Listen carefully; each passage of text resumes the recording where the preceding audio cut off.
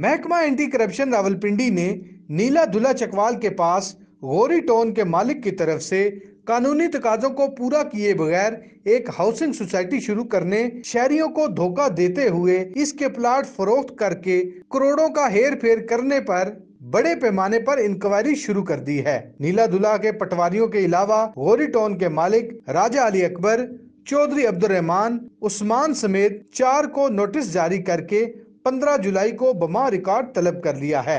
जराये का कहना है कि महकमा एंटी करप्शन रावलपिंडी को सोर्स रिपोर्ट में बताया गया कि नीला दुल्ला चकवाल में ग्रीन विलास के नाम से एक हाउसिंग सोसाइटी ने काम शुरू कर रखा है। प्लाटों के बड़े पैमाने पर सौदे जारी हैं। इस सोसाइटी ने कानूनी तकाजों को पूरा किए बगैर अपनी स्कीम मुतारिफ करवाई और फिर इलाका पटवारियों, महकमा माल के दीगर अफसरान को साथ मिलाकर लूट मार मचा रखी है। आबाई जमीनों पर कब्जा की शिकायत भी सामने आ रही है। गैर कानूनी तौर पर बनने वाली इस सोसाइटी में करोड़ों रुपए की करप्शन हो चुकी है और ये सिलसिला जोरों शोर से जारी है।